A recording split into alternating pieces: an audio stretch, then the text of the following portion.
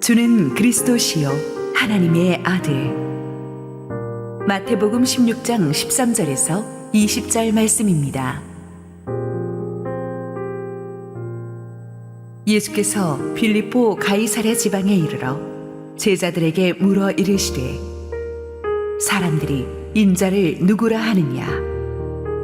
이르되 더러는 세례 요한, 더러는 엘리야, 어떤 이는 예레미야나 선지자 중에 하나라 하나이다. 이르시되 너희는 나를 누구라 하느냐. 시몬 베드로가 대답하여 이르되 주는 그리스도시요 살아계신 하나님의 아들이시니이다. 예수께서 대답하여 이르시되 바요나 시몬아, 내가 복이 있도다. 이를 내게 알게 하니는 혈육이 아니요 하늘에 계신 내 아버지시니라. 또 내가 네게 이르노니 너는 베드로라. 내가 이 반석 위에 내 교회를 세우리니 음부의 권세가 이기지 못하리라. 내가 천국 열쇠를 네게 주리니 내가 땅에서 무엇이든지 매면 하늘에서도 매일 것이요 내가 땅에서 무엇이든지 풀면 하늘에서도 풀리리라 하시고, 이에 제자들에게 경고하사 자기가 그리스도인 것을 아무에게도 이르지 말라 하시니라. 할렐루야. 우리 하나님께 감사와 영광의 박수 올려드리겠습니다. 우리 함께 기도하시고 하나님 말씀 보겠습니다. 하나님 은혜를 감사합니다. 우리 주님께서 오늘도 이곳에 임재하셔서 말씀하실 것을 믿습니다. 부족한 종을 온전히 감추시고 우리 주님 홀로 영광받아 주시옵소서. 예수님 이름으로 기도했습니다. 아멘. 보통 사람들은 베드로 하면 좀 다혈질의 무식한 사람이다, 생각 없이 일단 저지르고 보는 캐릭터로 알고 있습니다.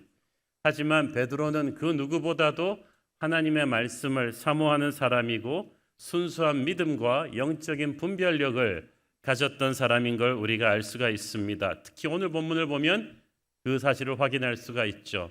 베드로는 성도가 할 수 있는 최고의 신앙 고백을 하게 되고, 그것은 예수님으로 하여금 교회가 무엇인지 위대한 교회 비전을 선포하시게 합니다. 이 본문은 예수님의 사역이 이제 2년 반 차에 접어들었을 무렵입니다. 주님께서 이제 지상에서의 사역을 마무리하실 즈음이에요. 3차 갈릴리 사역의 피크에 있을 때 일입니다. 이때는 제자들은 예수님의 수많은 기적들을 보았습니다. 귀머거리에 귀가 열리고 벙어리가 말하고 소경이 눈을 뜨고 온갖 귀신이 쫓겨나가고 오병이어로 5,000명을 먹이는 기적을 체험했고, 제자들 자신도 곳곳에 파송되어서 이런 사역을 바쁘게 경험했어요. 또 산상수훈 같은 놀라운 설교도 들었습니다. 그렇게 예수님의 공생의 사역이 클라이맥스에 이르렀을 무렵 주님께서 갑자기 이 제자들을 모으시고 자기의 핵심 사명이 무엇인지를 정확하게 알리기를 원하셨습니다. 예수님께서 제자들과 이 대화를 하신 장소는 갈릴리 북부 지역에 위치한 가이사랴 빌립보라는 곳입니다. 저희들이 이스라엘 성지순례를 가보면 많은 분들이 이스라엘은 황량한 광야지대인 줄 아는데 이곳은 다릅니다. 북부 갈릴리 지역의 이곳은 아주 울창한, 꼭 지리산 안에 들어와 있는 것 같은 숲과 시냇물이 흐르는 기가 막힌 곳인데, 이곳은 헬라 로마 문명의 중심지인데 특히 이교도들을 숭배하는 제단이 곳곳에 서 있습니다. 술의 신 바카스의 신전도 있고 다 그래요. 예수님께서 하필 이 장소에서 이 중요한 말씀을 하세요. 이것은 돈과 권력과 인기와 명예를 숭배하는 세상 한복판에서 주님께서 우리의 신앙 고백을 기다리시는 것입니다. 예수님이 먼저 제자들에게 첫 번째 질문을 하셨습니다. 사람들이 나를 누구라고 하느냐? 이 질문이 굉장히 중요해요. 우리가 예수님을 어떻게 생각하는가는 우리가 어떤 마음으로 교회에 오는가를 결정하거든요. 예수님이 경영 전문가라고 생각하는 분들은 교회 와서 나 돈 좀 많이 벌게 해달라고 할 거예요. 예수님이 교육 전문가라고 생각하시는 분들은 교회 와서 우리의 좋은 대학 좀 넣어달라고 할 것입니다. 예수님이 이렇게 의사라고 생각하시는 분들은 교회 와서 병 고침을 받기 원할 것입니다. 처음 교회를 나올 때부터 예수님에 대한 이 잘못된 기대를 하면은 그 다음부터 신앙생활이 굉장히 어렵게 됩니다.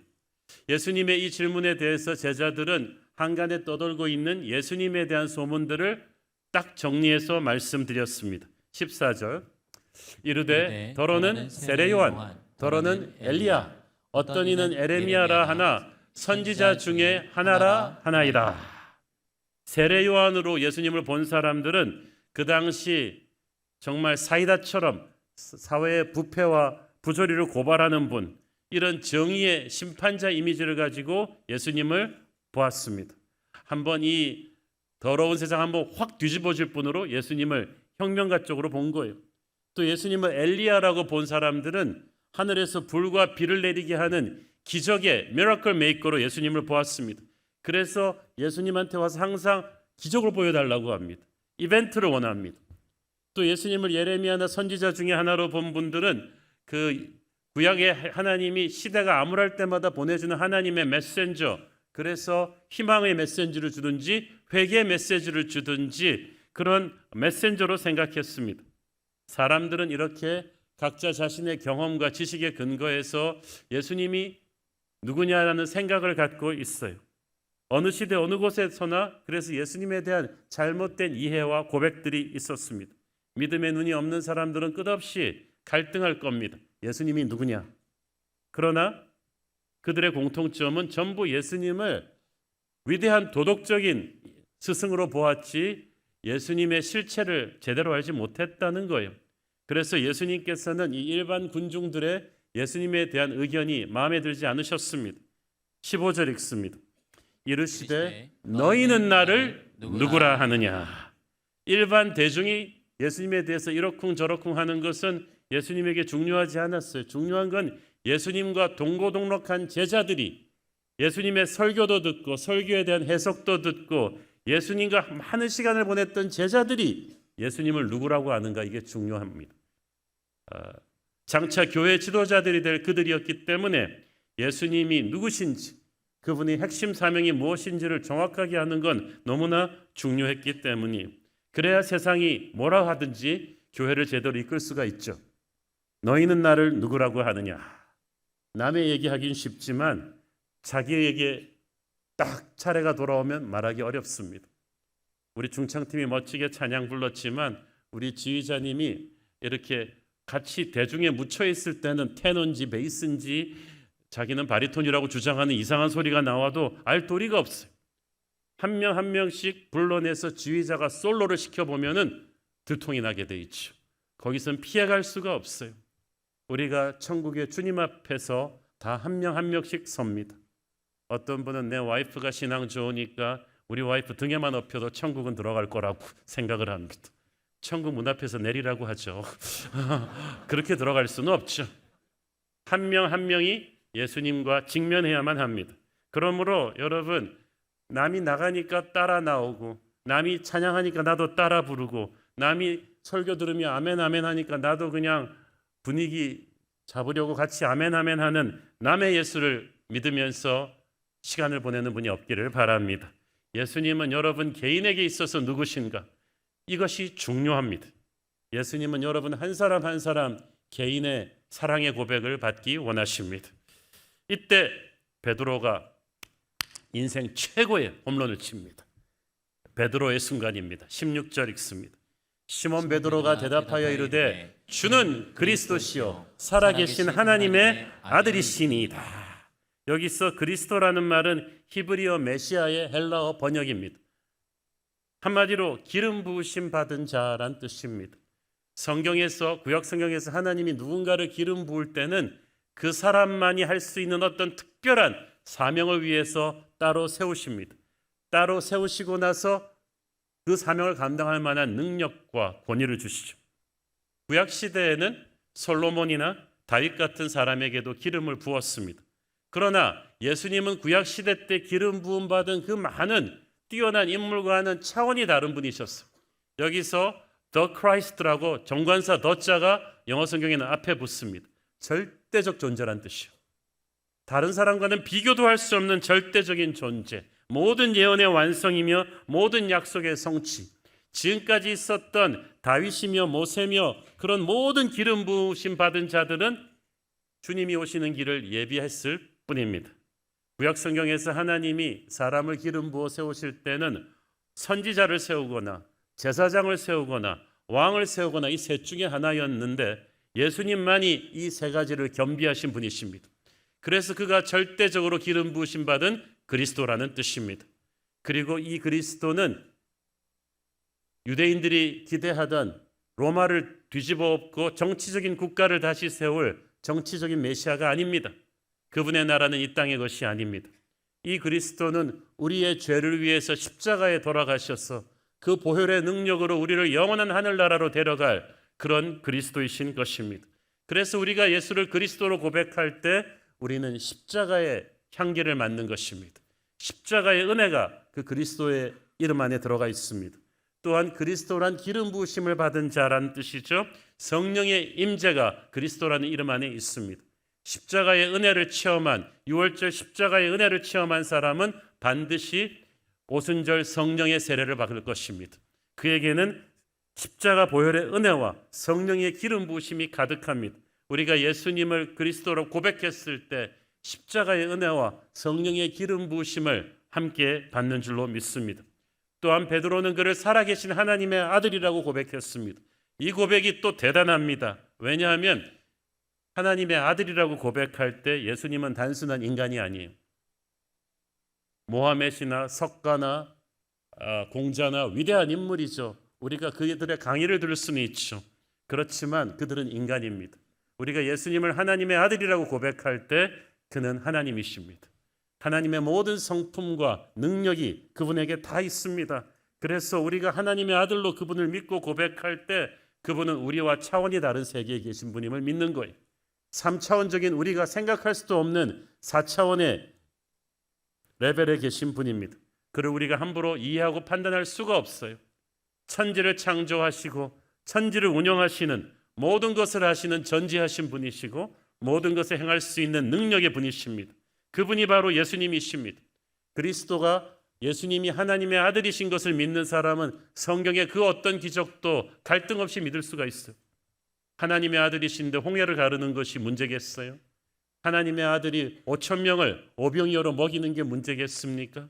물이 변하여 포도주가 되는 게 문제겠습니까? 그러므로 하나님의 아들이 예수님이라고 고백할 수 있다면 우리는 어떤 문제를 놓고 이 힘든 일을 어떻게 할 것인가 고민하지 않습니다. 이게 주님의 뜻인가 아닌가 그게 중요할 뿐이죠. 믿음의 차원이 달라지는 것입니다. 3차원적인 신앙에서 4차원적인 신앙으로 가는 그 믿음이 주를 하나님의 아들이라고 고백하는 그 고백 속에 들어있는 줄 믿습니다. 예수님은 우상신들이 가득 차 있는 가이사랴 빌립보에서 나는 이런 신들과는 차원이 다른 하나님의 아들이라는 고백을 받기 원하셨던 것입니다. 지금도 우리는 화려한 세상 문명이 가득 찬 서울시내 한복판에서 예수님에게 이 고백을 드려야 되는 줄 믿습니다. 예수님을 그리스도시요 하나님의 아들로 고백하는 이 베드로의 신앙 고백이 어쩌다 우연히 툭 튀어나온 거 아닙니다. 베드로를 그렇게 무시하지 마십시오. 뭐 소 뒷걸음질 하다가 쥐잡았는가? 그거 아니에요. 베드로는 처음 예수님을 만났을 때부터 예수님의 말씀의 능력을 하나님의 아들이심이 할 수가 있는 그 기적을 체험한 사람이에요. 우리가 몇 번 커버했던 베드로 스토리에서 배웠지 않아요? 밤새 그물질해도 고기를 못 잡았던 그 똑같은 호수에서 오직 말씀의 근거에서 그물을 던졌을 때 엄청난 고깃대가 나왔을 때 베드로가 뭐라 그랬어요? 와, 사부님 제게 고기 잡는 법을 가르쳐 주십시오. 그러지 않았어요. 주여 나는 죄인이로소이다. 이 고백이 터져 나온 거죠. 베드로는 지금 세계에서 제일 고기 잘 잡는 사람 앞에 쓴 게 아니에요. 그 레벨이 지났다는 걸 베드로는 직감적으로 알았어요. 이분은 하나님이신 거예요. 그래서 처음부터 베드로는 그런 믿음이 있었어요. 처음에 예수님의 말씀만 믿고 그 깊은 바다로 그물질을 던졌을 때부터 그 믿음이 있었어요. 어디서 온 믿음이에요? 배에 앉아서 들은 예수님의 말씀이에요. 그 말씀을 듣고 들으면서 그 가슴 속에 생긴 겨자씨만한 믿음, 그 믿음으로 그는 예수님을 만났습니다. 기적을 체험했습니다. 지난주에 다루었던 무리를 걷는 기적도 그랬잖아요. 폭풍의 바다 위에서 다른 제자들은 얼어붙었는데 말씀의 능력을 알고 있는 베드로가 제게도 말씀하옵소서. 그러면 내가 무리를 걷겠나이다. 그래서 베드로는 이런 경험이 쌓인 거예요. 여러분, 말씀을 붙잡고 기적을 체험하는 경험을 하세요. 그러면 어느 순간부터 여러분에게 믿음의 근육이 자라기 시작할 것입니다. 그래서 오늘 이 중요한 순간에 사람들이 너희는 나를 누구라 하느냐는 예수님의 질문에 주는 그리스도시요 살아계신 하나님의 아들이십니다. 이 고백이 터져 나온 것입니다. 그 이름은 기적의 이름입니다. 능력의 이름입니다. 오늘도 우리가 베드로처럼 그 차원이 다른 능력의 이름을 고백할 때 우리에게 은혜가 있을 줄 믿습니다.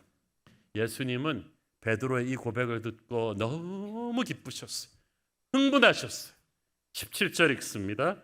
예수께서 대답하여 이르시되 바요나 시몬아 네가 복이 있도다. 이를 네게 알게 하니는 혈육이 아니요 하늘에 계신 내 아버지시니라. 왜 우리 어렸을 때 선생님이 전혀 기대 안 하던 공부 못하던 애가 어려운 문제 톡 맞히면 선생님이 충격을 받지 않나. 우와, 예수님이 지금 그러신 거예요. 그래가지고 보통 때는 시모나 베드로에 그러시던 주님께서 갑자기 풀네임을 다 불렀어요. 바요나 아버지 이름, 요나의 아들 시모나 이름을 확 불렀어요. 너무 놀라신 거죠. 그리고 네게 복이 있다.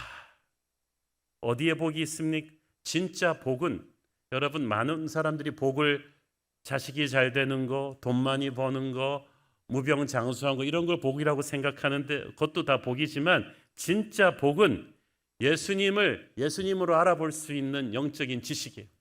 그리고 그런 고백을 가능하게 하는 이 복된 심령이 복이 있다는 거죠. 아까 말씀드렸잖아요. 이 고백이 하루아침에 나온 게 아니라고.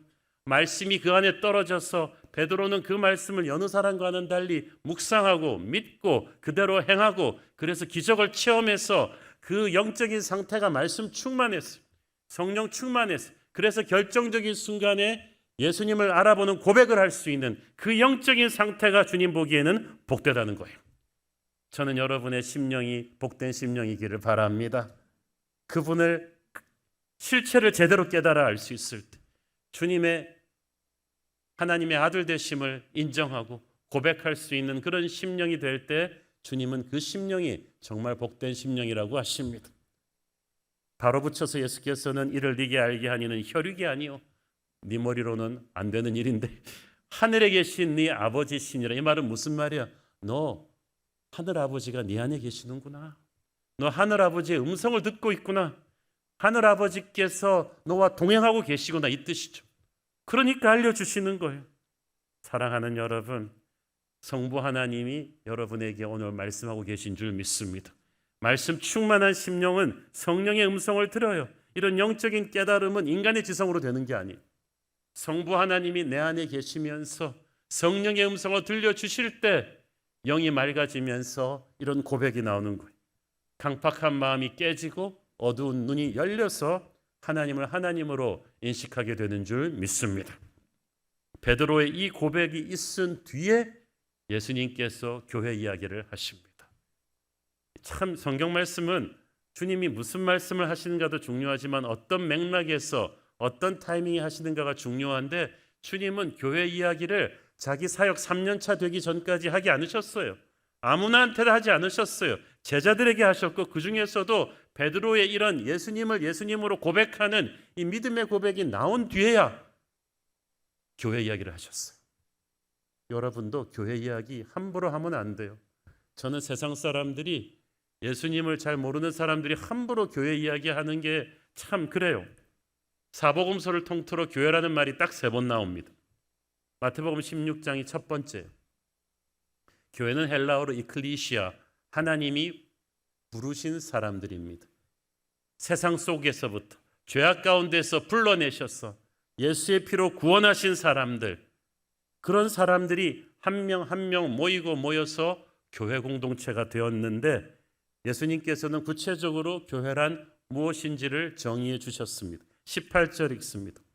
또 내가 네게 이르노니 너는 베드로라. 내가 이 반석 위에 내 교회를 세우리니 음부의 권세가 이기지 못하리라. 자, 교회에 대해서 우리가 큰 그림을 여기서 볼 수가 있죠. 하나는 이건 고백 공동체다. 둘째는 예수님이 주인 되신 공동체다. 셋째는 천국과 땅을 연결하는 능력 공동체다. 이 세 가지 포인트가 오늘의 이 말씀에 들어 있습니다. 첫째, 고백 공동체. 너는 베드로라. 이 반석 위에 내가 내 교회를 세우리니. 이 구절이 굉장히 신학적으로 예민합니다.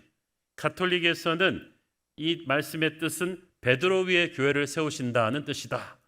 모든 교황들은 베드로의 후계자들이다. 1대 교황은 베드로고 그 다음부터 2대, 3대에서 쭉 오는 것이다. 그래서 모든 교황들은 그리스도의 권위를 위임받아 교회의 절대적인 리더십을 행사할 수 있다고 가르칩니다. 그래서 가톨릭에서는 지금도 교황을 The Vicar of Christ, 그리스도의 대리인이라고 가르치죠. 그래서 가톨릭에서 나온 조크가 지금도 천국문 앞에서 베드로가 출입 QR코드를 찍고 있다. 그래 누가 들어오고 나갈 것인지를 결정한다는 조크를 하잖아요. 그러나 베드로라는 헬라어는 페트로스, 작은 돌이고 예수님이 말씀하시는 반석은 페트라스예요. 거대한 반석입니다. 분명히 다른 단어죠. 사실 여러분, 베드로 위에 교회를 세운다 얼마나 불안하겠어.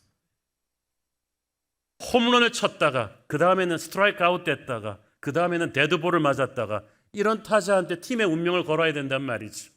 얼마 안 있다가 베드로는 사탄의 생각을 한다고 예수님한테 야단 맞기도 하고 예수님 부인하기도 하는데, 그런 베드로 상태 좋으면 교회가 확 부흥했다가 베드로 무너지면 교회가 확 무너진다면 뭐 교회가 청룡열차도 아니고 그렇게 기복이 심해서 어떡합니까?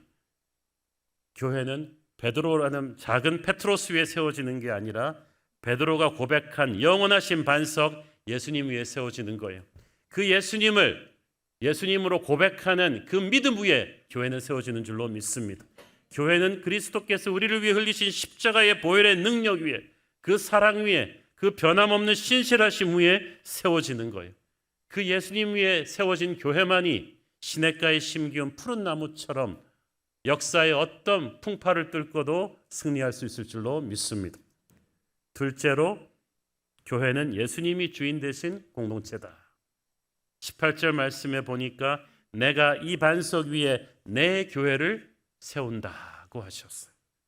교회의 주인은 예수님이십니다. 교회의 머리가 예수님이십니다. 어느 조직이든지 간에 머리가 누군가에 따라서 조직의 색깔이 확 변하죠. 가톨릭에서는 교황이 교회의 머리 같고, 감리교단에서는 감독이 교회의 머리 같고, 어떤 교회에서는 카리스마적인 목사님이 교회의 머리 같고, 어떤 교회에서는 역사가 오래된 교회들은 그 교회 초창기 세운 장로님 가족들이 교회의 머리 같고, 항상 문제 많은 교회들 가보면 머리가 누구냐, 이 헤게모니 쟁탈전이 치열합니다. 이러면 교회가 어지러워져요. 교회는 구원받은 모든 성도들의 모임으로서 주님을 절대적인 머리로 하는 주님의 몸입니다. 에베소서 4장 15절을 보십시오. 오직 사랑 안에서 참된 것을 하여 범사에 그에게까지 자랄지라. 그는 머리니 곧 그리스도라. 그 영어성에 보면 He is the head. 정관사 더자가 또 앞에 붙어요. 절대적인 머리다. 교회 다른 머리는 없다는 뜻이죠. 그렇기 때문에 예수님이 교회의 머리이시라면 교회의 모든 지체들은 철저하게 머리이신 예수님과 연결되어 있어야 하고, 날마다 머리이신 예수님과 교제해야만 됩니다. 교통사고로 척추가 다친 젊은 청년 환자를 오래전에 재활병동에서 본 적이 있습니다. 잘생겼고 육척장신의 훌륭한 몸을 가지고 있지만 안타깝게도 몸을 꼼짝도 할 수가 없어요. 왜? 머리로부터 전달되는 시그널이 있는 척추가 마비됐기 때문이죠. 마찬가지죠. 교회가 아무리 건물이 좋고 화려해 보인다 할지라도 머리이신 예수 그리스도와의 연결점이 끊어져 버렸다. 교회의 리더들이, 목회자, 장로, 집사들이 머리이신 예수님과 날마다 말씀과 기도로 교제하지 않는다. 그래서 머리의 영양분과 지시사항이 전혀 하달되지 않는다. 교회는 병드는 거죠. 그러면 교회는 박제된 관광품이 되는 거예요. 교회는 주님의 몸이고 주님은 교회의 머리이십니다. 그러므로 우리는 날마다 머리이신 예수 그리스도를 바라보아야만 합니다. 우리의 설교는, 우리의 주일학교 교제는 항상 예수님 중심이어야만 하고 우리의 모든 대화는 예수님 중심이어야만 합니다. 그러니까 여러분, 한옥 목사를 너무 열심히 바라보지 마세요. 예수님을 바라보십시오. CS를 여러분이 가르치실 때도 여러분의 멘티는 여러분의 멘티가 아닙니다. 예수님이 그 멘티의 멘토이신데 여러분이 브릿지를 하는 것뿐이에요.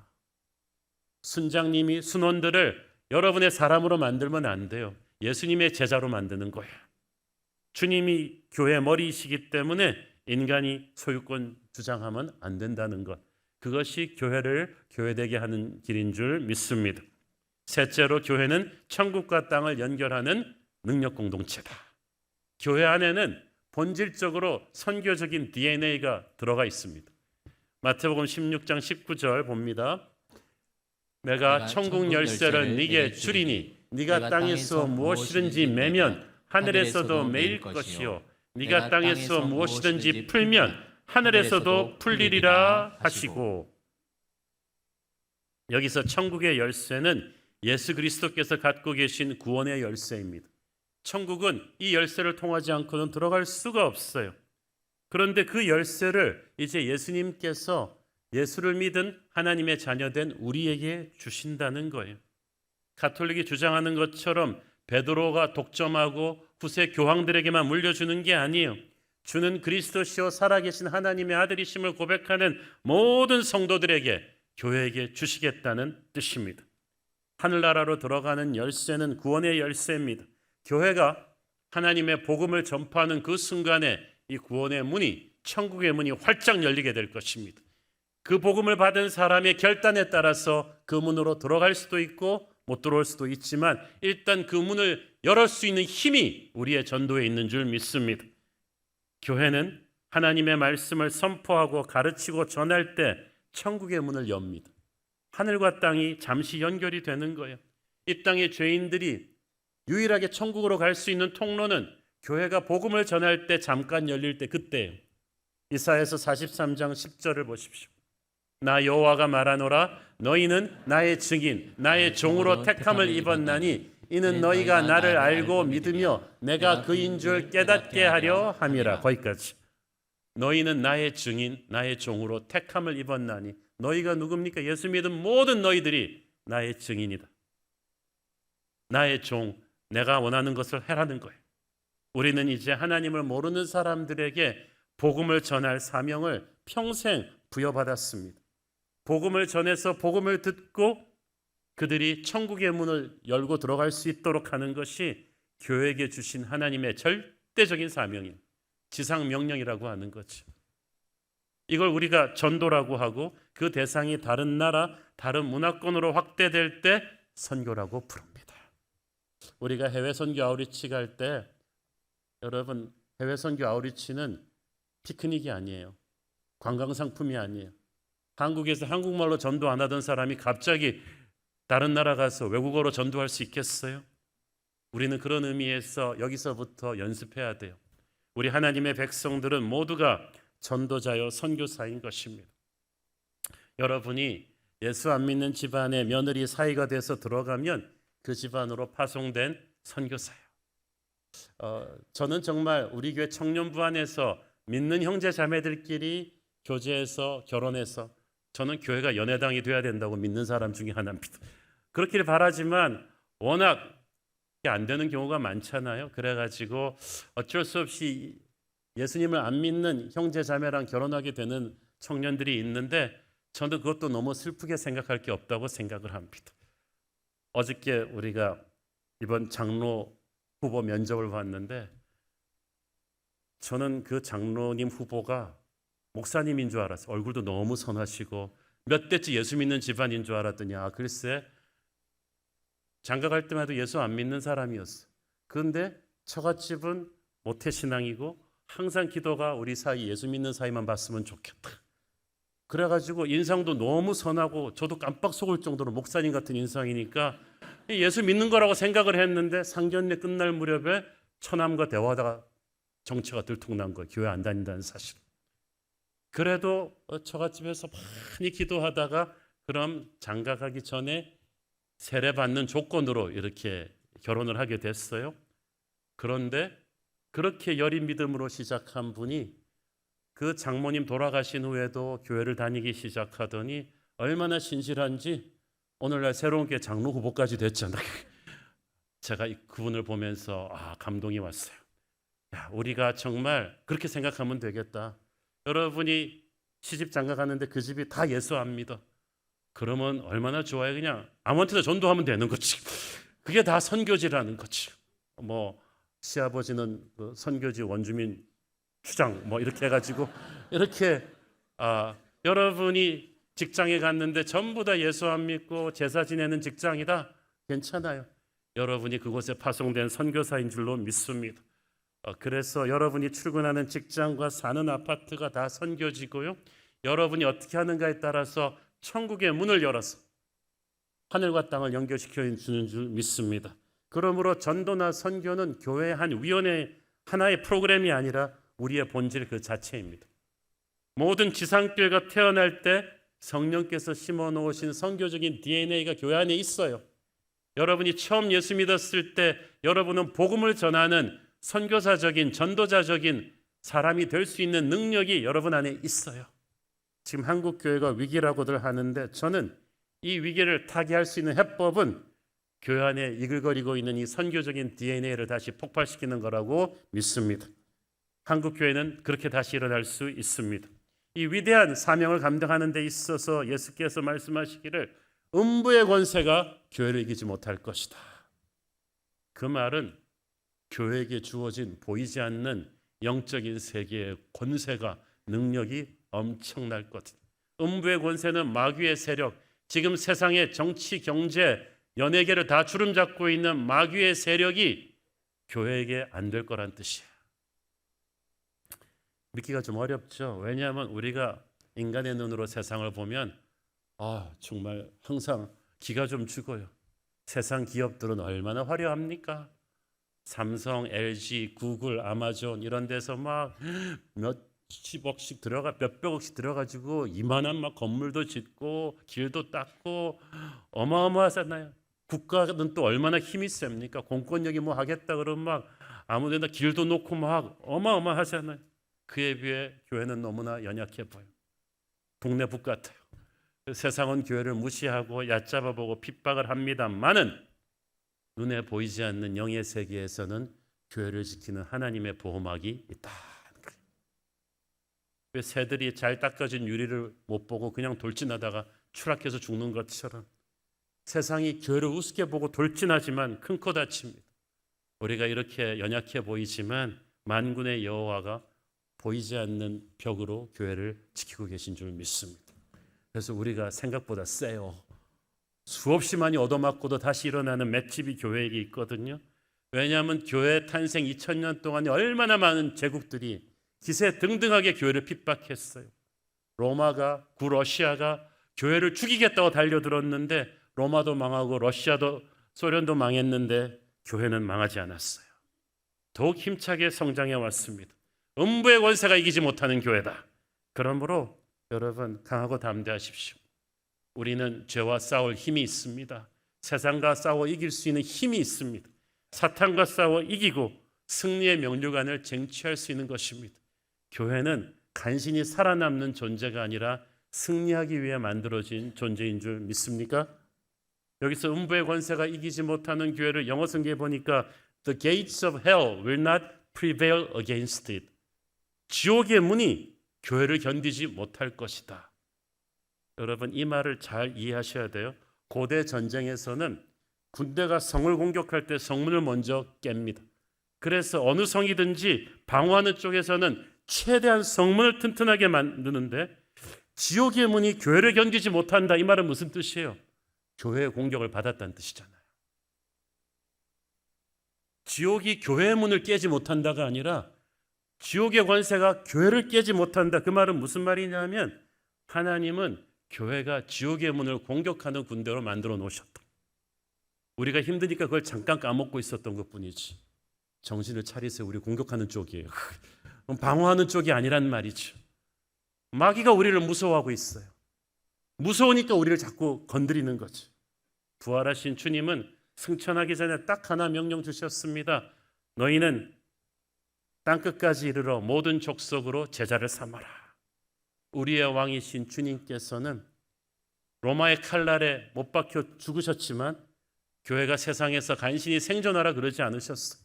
로마를 두려워하지 말고 로마 한복판에다 가서 복음을 던져라고 했어. 이 복음에는 하늘의 화력이 실려 있다. 다이나마이트보다 더한 능력이 있으니까 가서 살아남지 말고 복음을 전해라고 하셨어요. 그래서 초대교회는 로마의 핍박과 정면 승부했어요. 만약 초대교회 교인들이 다 숨었더라면 그 많은 사람들이 순교할 필요도 없었어요. 숨지 않았기 때문에 순교한 거예요. 숨지 않고 그들은 로마의 대부분의 노예들이었지만 그들의 상전들을 다 전도했어. 군대의 쫄병들은 다 상관을 전도했어. 로마의 귀족들이 노예들에게 전도받았고 군인들이 밑에 졸병들한테 전도받았어. 로마를 침공하던 야만인 추장들은 납치해간 기독교 여성들을 아내로 삼았는데 그들로부터 다 전도받았어. 그 야만족들이 스위스, 벨기에, 프랑스, 독일이에요. 교회는 항상 공격하는 쪽이었어요. 지금 교회가 위기라고들 하는데 저는 이 위기를 타파하는 유일한 길은 우리의 오리지널 미션을 회복하는 길이라고 믿습니다. 교회 역량을 총집결시켜서 우리는 전도와 선교의 DNA를 회복해야 된다고 믿습니다. 그렇게 순종할 때 우리의 왕이신 예수께서 힘을 주실 줄로 믿습니다. 얼마 전에 제가 우연히 영국 BBC 채널 다큐를 봤는데 네팔 땅에서 지난 20년 동안 일어나고 있는 기적을 소개한 다큐. 여러분, 최근 20년 동안 세계에서 가장 기독교가 빠르게 성장한 나라가 중에 하나가 네팔이래요. 이게 영국 BBC 크리스천 채널도 아니에요. 이 사람들이 한 말인데 원래 네팔은 힌두교와 불교가 주 종교였습니다. 그러다 보니까 나라가 가난하고 도처에 귀신 들린 사람, 병든 사람들이 많았대요. 그런데 2008년도에 네팔의 왕정 체제가 무너지면서 종교의 자유를 줬대요. 그랬더니 어떻게 됐겠어요? 불같이 기독교가 번지기 시작했어요. 어느 정도로 번졌냐면 거기 나 인터뷰한 정부 고위 관리들이 무서울 정도다. 그러면서 기독교가 너무 기존의 자기들의 가치관과 문화를 허물어뜨리고 있어서 부랴부랴 최근에 개종 억제법을 만들었어요. 그게 뭐냐면 종교의 자유는 주겠는데 다른 종교한테 가서 전도하지 말라는 거지. 기독교였어. 얼마나 불같이 일어나고 있는지 몰라요. 그리고 그 부흥의 핵심에 한국 선교사들이 있어요. 자, 그걸 보면서 역시 그럼 그렇지.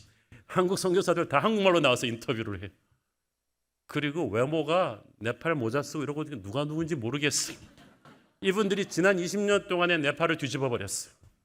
한국 교회는 이토록 위축되고 있다고 하는데 한국 교회 구령의 열정은 나라 하나를 지금 송두리째 뒤집어 엎고 있다는 사실. 그래서 그 많은 귀신 들린 사람들을 이 선교사님들이 가서 다 고치면서 새 사람으로 만들고 학교를 세우고 있는 거예요. 제가 그 다큐를 보면서 그렇지, 바로 저거야. 음부의 권세가 교회를 이기지 못한다는 거죠.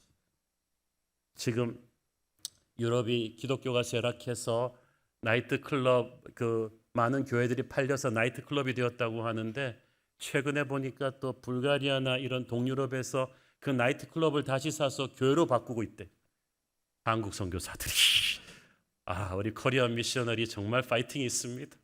저는 이 마지막 시대에 우리가 교회에 주신 예수님의 힘을, 선교적인 DNA를 다시 불붙여야 한다고 믿습니다. 오늘 말씀에서 우리가 주목해야 될 사실은 베드로가 주는 그리스도시요 살아계신 하나님의 아들이십니다라는 고백을 한 뒤에 예수께서 교회가 무엇인지를 말씀해 주셨다는 사실이죠. 수많은 기적을 보여주셨고 수많은 말씀을 가르쳐 주셨습니다. 그래서 제자들은 흥분하고 있었지만 다 좋은데 그렇게 해서 주님이 도달하기 원하는 핵심은 예수 그리스도를 제대로 알아보는 신앙 고백이었어요. 그걸 해야 교회가 세워지는 거죠. 지금도 교회 와서 많은 사역을 할 수 있고 이벤트를 할 수 있지만 여러분이 우리 교회에서 하는 많은 말씀 공부와 사역 중에서 도달해야 되는 핵심은 예수님을 예수님으로 알아보는 결론입니다. 그게 진짜 제자예요. 그게 진짜 성도예요. 그렇게 된 뒤에야 교회가 교회될 수 있는 것입니다. 또 예수님께서는 이방 신전들이 득실거리는 가이사랴 빌립보 한복판에서 그 고백을 받으셨습니다. 예수님은 황금만능주의가 가득한 이 서울 시내 한복판에서 여러분의 고백을 받으십니다. 교회는 저 먼 산 속에다 세우지 않잖아요. 이 죄악의 도시 한복판에다, 소돔 고모라 같은 서울 시내 한복판에 이 새로운 교회 예배를 받으시면서 주는 그리스도시요 살아계신 하나님의 아들이라는 고백을 저와 여러분으로부터 받기를 원하십니다. 그런 사람들이 예수님을 예배하며 모인다. 이 교회는 하늘과 땅을 연결할 것입니다. 거룩한 브릿지가 될 거예요. 지옥의 문을 흔들어 버릴 것이고 마귀가 쫓겨나가게 할 것이고 우리가 가서 복음 전하는 곳에 거룩한 하나님의 나라가 확장되어 갈 수 있을 줄 믿습니다. 우리가 이 복음 전파의 본질을 회복할 때 결코 세상은 교회를 감당하지 못할 줄 믿습니다. 기도하겠습니다. 주님 은혜를 감사합니다. 우리 새로운 교회가 이런 교회 되기를 원합니다. 우리 새로운 교회 성도들이 눈에 보이는 이벤트에 흥분하는 성도들이 아니라 예수를 예수로 알아보는 진정한 신앙 고백을 할 수 있는 성도들 되게 하여 주시고 주님의 복음을 담대히 세상 속으로 들고 나가는 선교적인 DNA가 불타는 그런 성도들 되게 하여 주옵소서. 예수님 이름으로 기도했습니다. 아멘.